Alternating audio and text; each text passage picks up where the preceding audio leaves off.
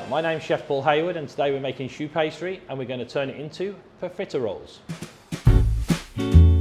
So to start, we're going to go through all of the ingredients with choux pastry. Choux pastry is a very simple recipe, but nowadays it's a very complex situation because people want the perfect choux, and to get the perfect choux we have to change and use innovation to help us. So we're going to go through each ingredient and I'm going to explain in detail what it is and why. So the first ingredient is the eggs. Here we're actually using pasteurized liquid eggs. They've been pasteurized already, completely liquid, and basically these work for me best in the choux pastry. Okay, because some of the water has also been evaporated, so they don't have as much moisture inside. With choux pastry, what creates them to rise is steam. Steam is water, water is in the eggs, but once it's rose, we want to remove that steam. This is what causes a soggy choux inside. So if you don't have pasteurized, you can use fresh, but what I recommend is blend the whole eggs, strain them through a fine strainer, and try and make it the day before. This will kind of help evaporate some of the moisture inside, and it will basically create a much better choux for you. So fresh eggs, blend them the day before, pass them through a fine strainer, keep them in the fridge for one day. Next thing, we have milk and water. Traditionally, the choux paste only has milk. We've discovered over practice after practice, if you use the milk, it actually stops some of the cracking in the choux pastry when it cooks. Also helps with the flavor, adds a more nicer flavor to the choux pastry. So this is about the structure. The butter. This butter is 84% sheet butter, also known as dry butter. Now, what is this? This is butter we use to make croissants with. So it's a laminating butter. Now the difference with this, it has a different higher melting point, and also it has less water content than a normal butter. So again, we're adding the flavor without adding more water, because the water we want to remove from the choux once it's being cooked. So again, this is a big difference. Making 84% butter, normally for most of my cooking I use 82% butter. So you need to go to, now you can buy this stuff online quite easily, but you need to look for lamination butter or 84% or dry butter. These are the names you need to search for. The next thing, hardly see the ingredients, very smaller quantity.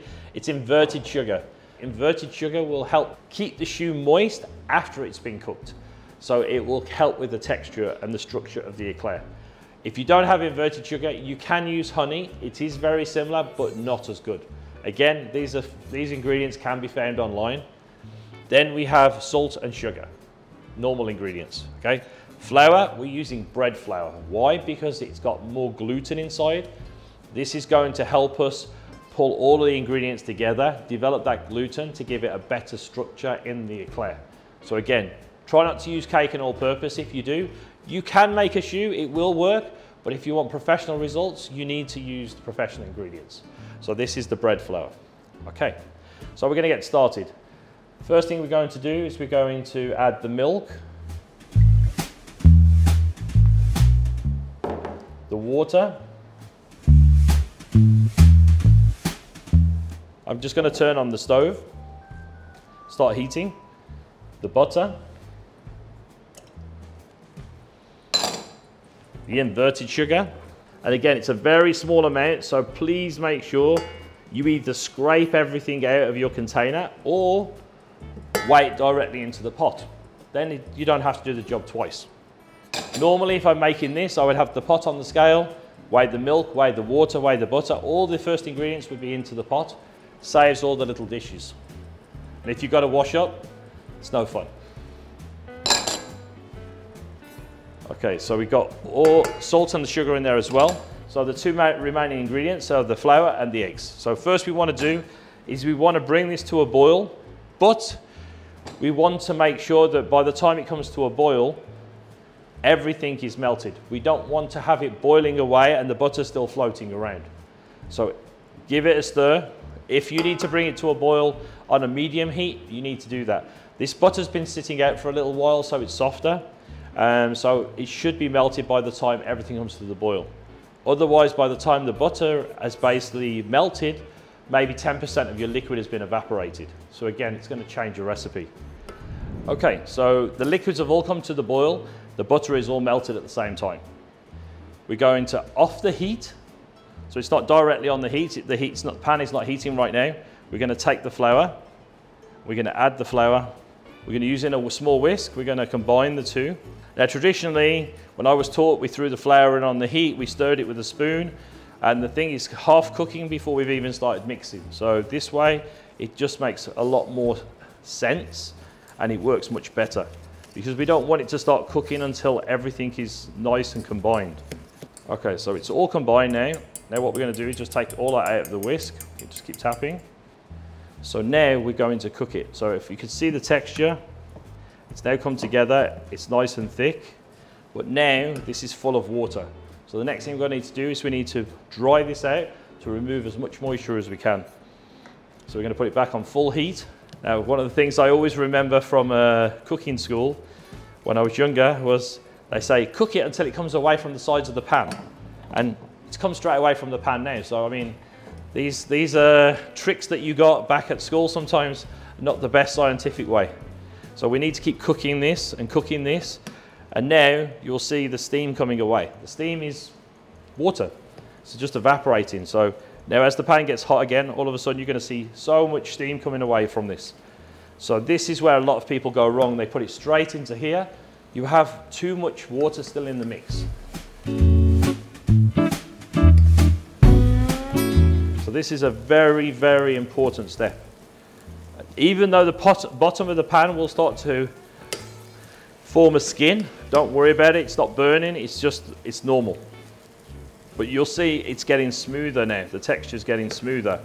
It'll always come away from the sides, like the teachers tell you, but this one is actually, you're seeing all of the steam coming away. Okay, so now we've cooked it, we're going to take it, pour it straight into the machine. We're now going to mix this and we're going to allow it to cool. The purpose of the mixing it is we're going to release the steam and the heat from the choux. So all of this in a minute is going to be full of steam. And we're going to mix this until it gets nice and cool. Just a medium speed. All we want to do is just let that steam disperse. And the easy way to tell it is when you touch the bowl now, it's boiling hot. This bowl should be just lukewarm when we start to add the eggs. Okay, we're now going to just check the temperature of the dough. We want it to be around 45 degrees or a little bit less. Perfect, it's actually 44 degrees. So what we're going to do now is close the machine back up again. We're going to start to add the cold eggs from the fridge. To start with, you can add about half of the eggs. I'm just going to mix on a slow speed. Wait till that's fully combined. Then this is what we want to do from this point on, is make sure it's completely mixed before we add the next stage of eggs. So each one letting a small amount of eggs, letting it mix in before we add the next stage. Now we want to make sure it's really well mixed, but we don't want to add too much air. Now the attachment I'm using is a scraper beater, which works really well. It's scraping the sides, not mixing so much.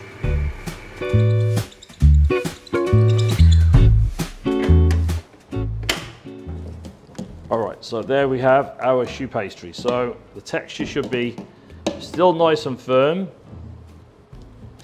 Now this choux, you want it around 30 degrees for piping.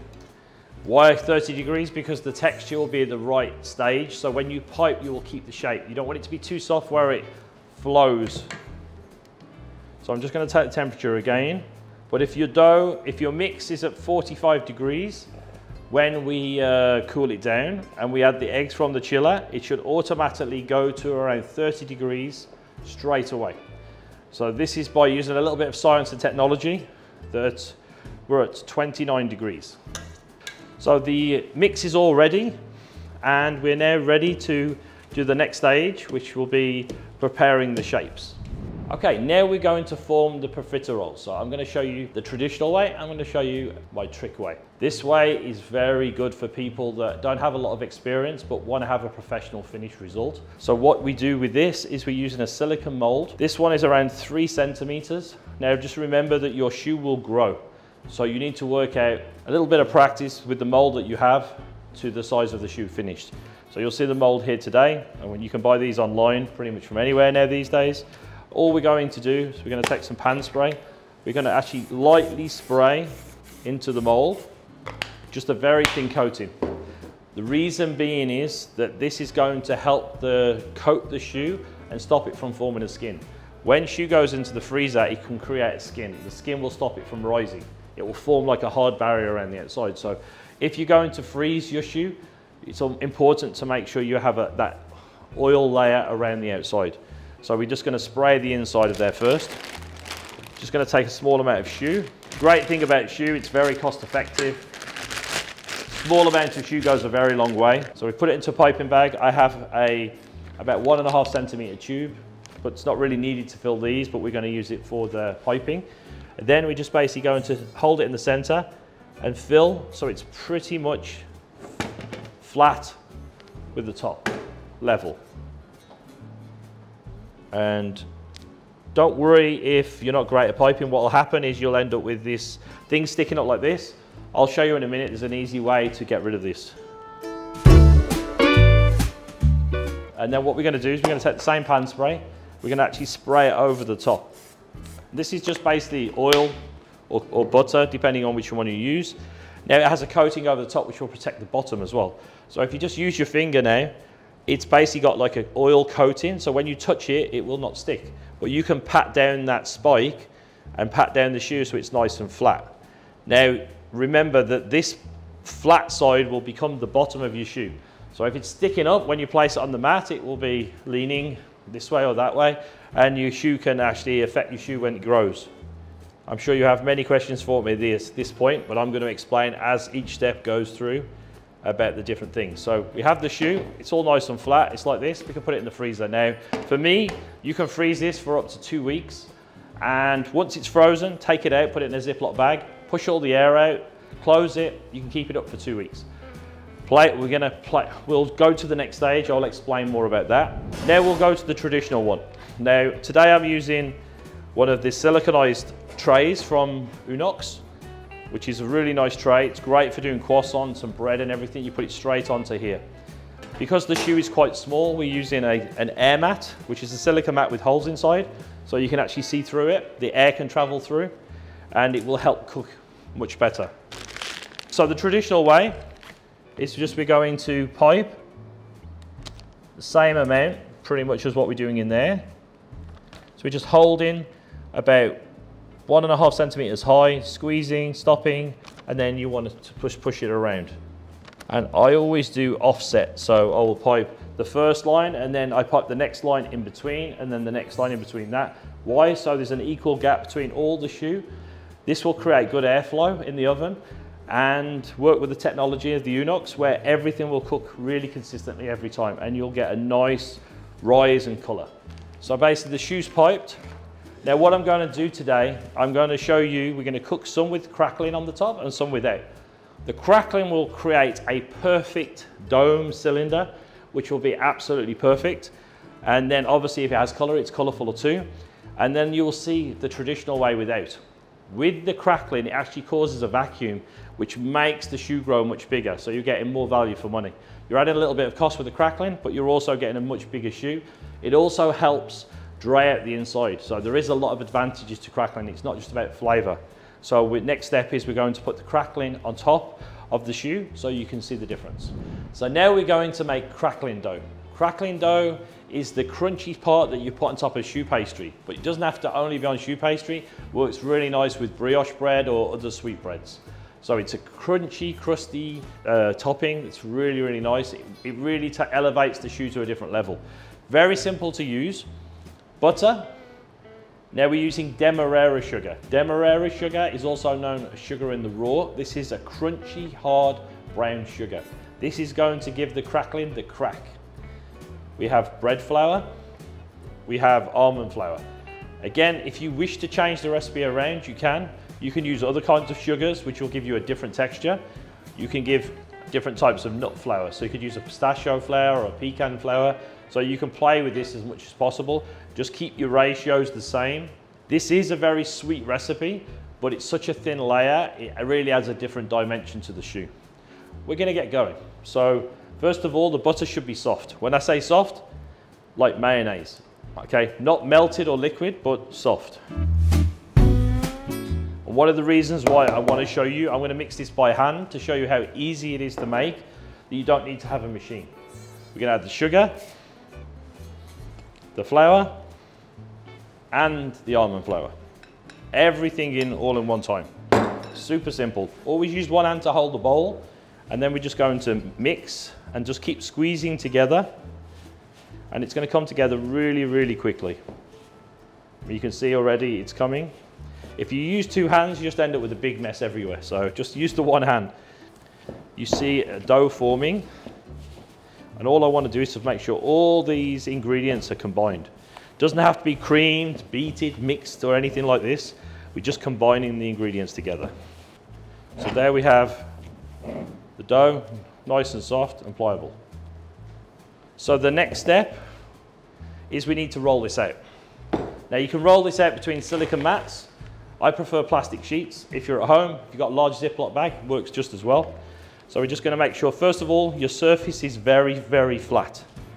If your surface isn't flat, you're not going to be able to roll it out properly, okay? So all we're going to do is put a small amount of the dough in the middle. Now this is going to be rolled out very, very thin, so you don't have to put too much. You can put another plastic sheet, Ziploc.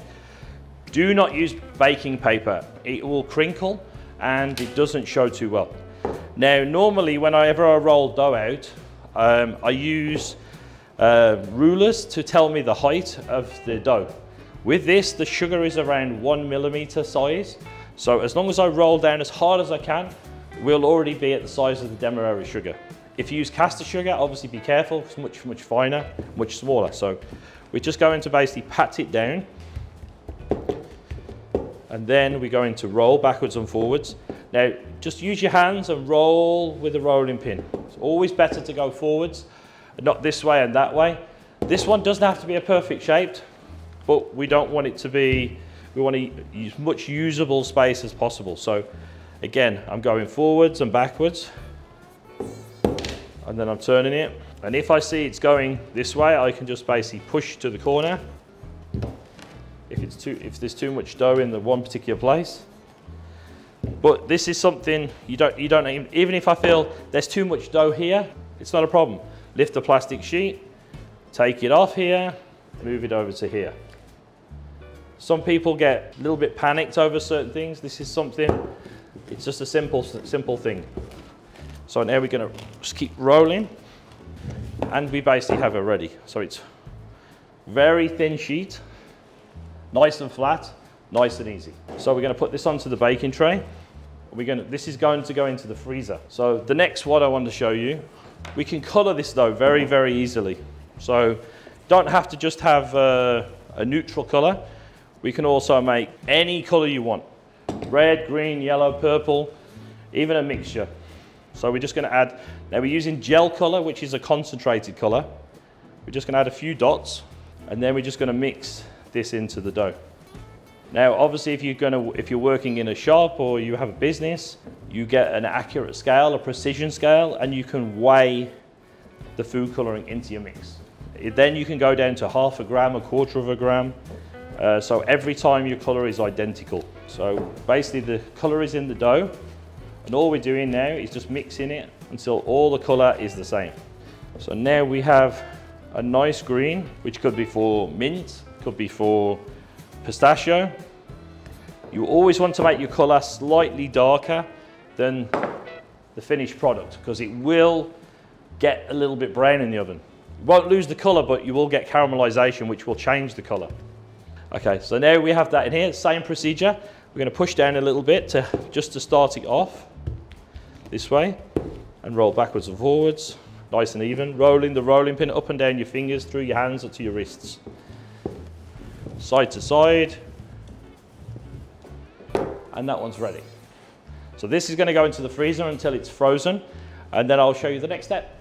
Okay, so now we're going to make chocolate ganache for the profiteroles. This can be used as a glaze or just simply drizzled over the top as a sauce. First we're going to take the 35% whipping cream, pour that into the pot. The milk, full fat milk. We're going to put that on to boil. Why this is coming to boil we will take the chocolate, this is dark chocolate, and put this into the measuring jug. Now, if you want to make milk chocolate or white chocolate, you'll have to reduce the cream or increase the chocolate, because the cocoa butter content in this, which makes it set hard, is much higher in a dark chocolate than in a milk and a white. In a milk chocolate, you have lots of milk powder, and in a white chocolate, you have lots of sugar. So you need to adjust. The setting agent is this. So you need to put more white chocolate or dark chocolate, probably by 20 to 30%. Now the chocolate's inside the jug, we're gonna put this soft butter on top. So this one's just been left outside just to soften. Cream is now coming to the boil, and the cream and the milk. So we're just gonna turn this off. Pour this straight over the top.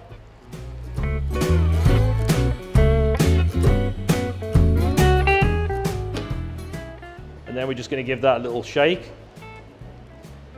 Basically just ensuring that cream is covering all the chocolate everywhere. This is going to help the chocolate's already starting to melt and soften.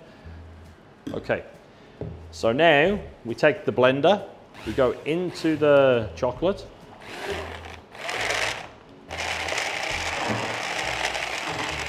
Going up and down and around the jug. So what is happening here is the temperature of the milk and the cream is melting the chocolate. At the same time it's melting, it's also cooling everything down. Okay, so there is our ganache. We can use this for many, many different things. We can use it as a coating, we can actually leave it to cool, use it as a filling for a cake, we can dip it as a glaze, we can heat it, make it hot, use it as a sauce. Such a versatile recipe.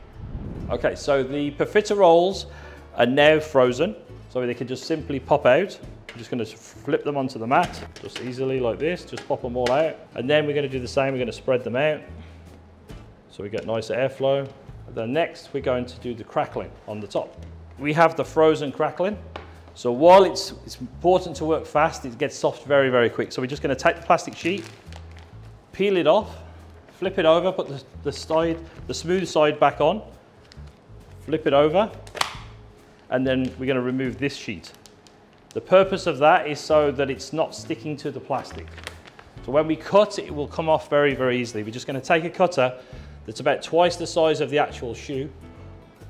We're going to cut, push down, make a disc, and then we're going to take a nice flat disc and place it on top of the choux. Okay, so we're going to push down, turn, release it from the inside of the cutter with your finger, and we're going to do that on both the choux. The one that was just free-form piped and the one that was frozen. We'll do, like I say, we're going to do some on both, and then we'll change to a different color. So the reason why it's so big is obviously the choux is going to grow quite quickly and big. So as it grows, this will cover the whole of the outside of the choux, making it very uniformed. Okay, so now we're going to do the same thing with the green crackling dough. We're going to take off the top sheet, flip it over so we have the side that hasn't been used, flip the dough over, peel this one off, then we can just keep these. Again, these can be reused again and again, no need to throw away. Also, the leftover dough can be put back together, re-rolled and used again, 2 or 3 times at least. Okay, so we're going to take the green one. And the popular trend now is people love to do the colours, especially when it's their national day, and they can choose all their colours of the flag and create something unique. Or if it's Valentine's, make them pink or red. So you can change it, you can make them festive. And the circle needs to be nice, even and perfect. If it's not perfect, just put it back on the tray. We can re-roll it, use it again next time. If the circle is not perfect, when it rises, you'll get, the choux will not be perfect. You'll have part of the choux that won't have the green on the side. So now we're going to wait for this one to defrost, then we're going to bake both trays at the same time, the same temperature. Okay, so now we're going to set the oven. Now the important thing to remember when you're going to cook choux is you need to start with a hotter temperature to get the lift, and then afterwards you need to lower the temperature to basically dry the choux out for a long period of time. So you remove all the moisture from the inside of the oven. So we're going to hit set, First of all, we're going to go to 170 degrees. Time, we're going to do 10 minutes. Fan speed, 1. Once we hit start, the oven will do smart preheating. It will heat the inside chamber, all the metal walls, everything to the temperature, and then it will let us know when it's ready so we can put the choux into the oven. Normal ovens, just basically the air temperature heats up. Once we open the door, we'll lose all that temperature. This is especially important when we come to choux pastry, where we need to make sure we have that boost of heat at the beginning. Now you see the smart preheating. It will tell us when the oven is completely heated. This will change in time depending on if the oven has been used earlier in the day or it's starting from fresh and it's completely cold. So the oven is beeping, telling us it's ready. Now it's time to load in the profiteroles for baking.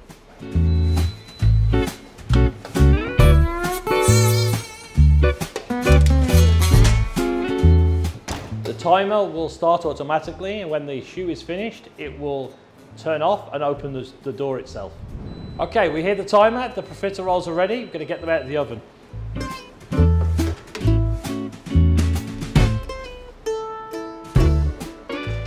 Okay, so the first observation, 2 trays, 2 different methods, both consistent cooking. All the color is exactly the same. Done in 30 minutes only. So we have super light choux. We have the crackling on the top here. We can basically just break off the bottom bit. So you have beautiful choux without crackling. You see the size difference, the growth, it pulls the vacuum. As you can see, uniformity, everything is perfect, all consistent. This is due to the AIR.Plus system. The AIR.Plus system in an Unox, a little bit different to most people's ovens. The airflow, the fan will rotate 2 different directions. It rotates one way, then rotates the other. What this does is pushes the air right into the corners of each time. When the fan turns, it pushes it into the opposite corner, causing uniform cooking all of the time. The only oven that has this kind of technology. You can see all of the color exactly the same. We don't have to rotate the trays, change the shelves halfway through cooking, which is a nightmare when it comes to choux, because you cannot do. Open the oven during cooking of choux, the choux is going to collapse. Right now we have beautiful choux, nice and light, and it's all cooked quickly in 30 minutes. So what we're going to do now, I'm just going to move these trays. We'll take 1 choux from here and 1 choux from over here. Remember, this choux has just come out of the oven. So here is the choux inside. This one is slightly wet. This one even more hollow. 30 minutes, you've got choux cooked like this. Really nice. Now, obviously this is still hot. Once it cools down, you'll have an even better result. Okay, so we're going to make the pastry cream. First thing we're going to do is pour the milk, which has been mixed with the vanilla, into the pan. Now, we're using vanilla extract with the seeds inside, but you could use vanilla essence, you could use saffron, you can use cinnamon, anything you want. You can flavor your pastry cream. Okay, so this is now, we're going to put this onto high heat.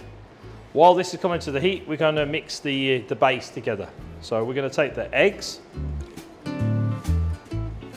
the yolks, the sugar, and the corn flour.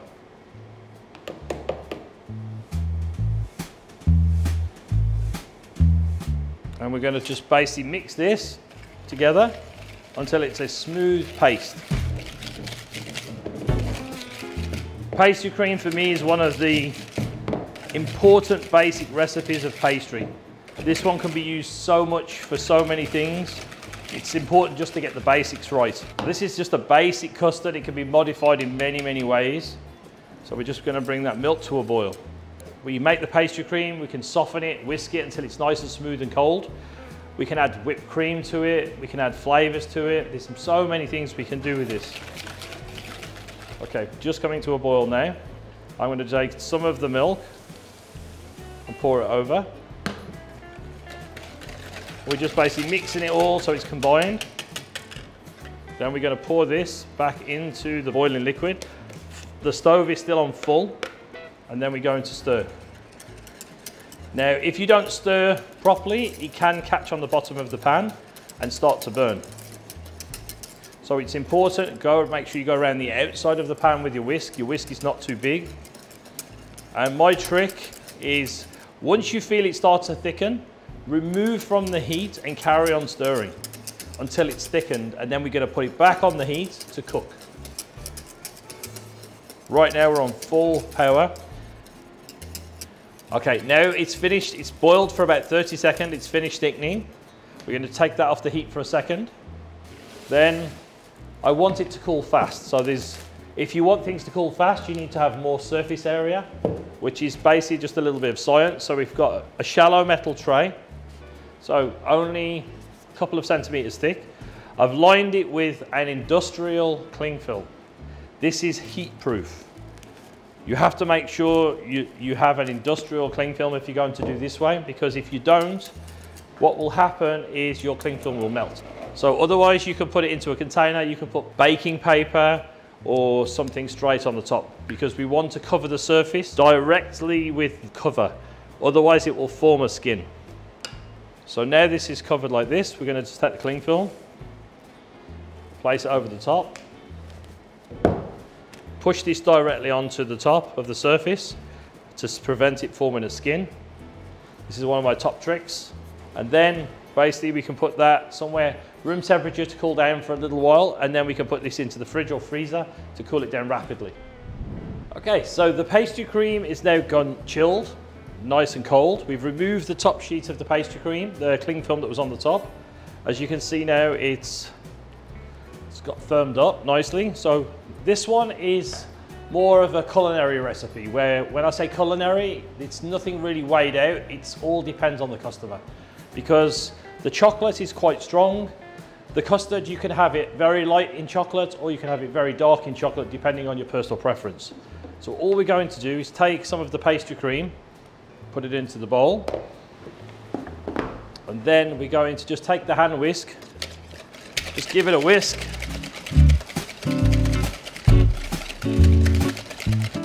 until it's smooth. Very easy.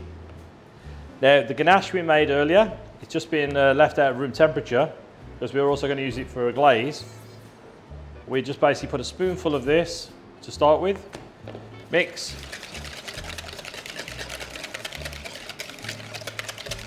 and then you can decide by tasting or by the colour if you want more or less. I would like to have it really nice and dark chocolate, so we're going to add a bit more. Now this is ganache, so on its own it will set firm, but it will not set rock solid like chocolate. So if you do just use melted chocolate into this to flavour, I would suggest adding just a little bit of milk, which will make the pastry cream just that little bit softer, so it's more enjoyable to eat. One of my tips. So now I have the colour that I want. It looks perfect for me. I know that's going to taste great. We're now going to put this in the chiller until we're ready to fill, and then the ganache and everything will firm up together slightly more. All right, now the pastry cream is ready and cooled down. We're going to basically just soften this slightly, ready for filling the profiteroles. So what we're going to do, it's basically we've taken the top layer of cling film off. We can actually just pull the cling film over, lift it up, and then basically just squeeze it out. So it's a quick, easy way to basically chill a product down. Then all we're going to do is just literally, this pastry cream is not heavy pastry cream. If you want it heavier, we can just increase the corn flour by 50%. I want this to be a nice, light, fluffy pastry cream.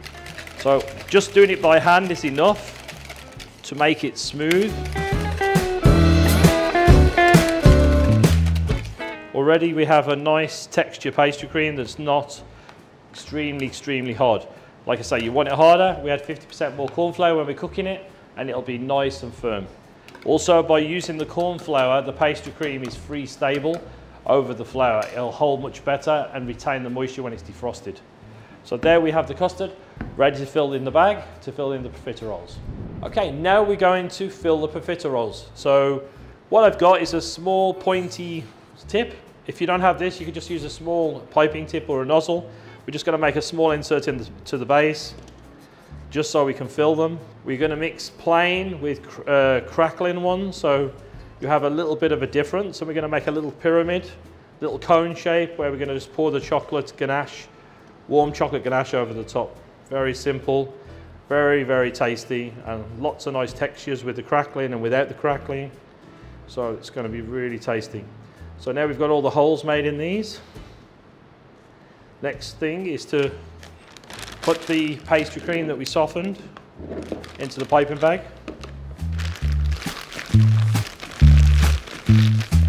And for me, the easiest way is to hold the bag up like this, bring the choux to you. Then you're going to fill until it's full, and then we can just place it down. Place it down, upside down, back when you put it onto the tray. And again, you can fill this with any flavour you want. This is all personal preference. Here we're just keeping it clean, simple and classy. Just traditional.